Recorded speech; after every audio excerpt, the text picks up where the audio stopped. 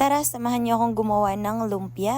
Ito talaga yung ulam na hindi ako magsasawa. Favorite namin to dito sa bahay. Napaka-easy lang nitong gawin. At hindi naman kamahalan yung kanyang ingredients. Pwede ka namang maglumpia ng gulay. Tapos lagyan mo na lang ng kaunting karne para pansahog dun sa gulay mo. Ito talaga yung pinaka-big struggle. Yung bawang at saka sibuyas kasi hindi nasama sa paggiling ng karne. Kaya ginamitan na lang namin nitong aming food processor. Para hindi na tayo iiyak ba. Ito kasi yung part na hindi naman tayo sinasaktan pero ba't tayo naiiyak? Buti na lang meron akong gantong food processor. O diba, napaka-easy lang.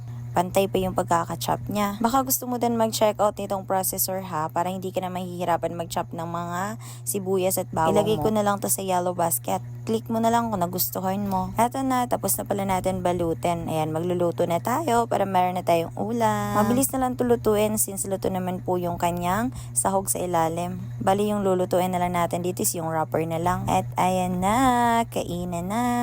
Tara, kain tayo.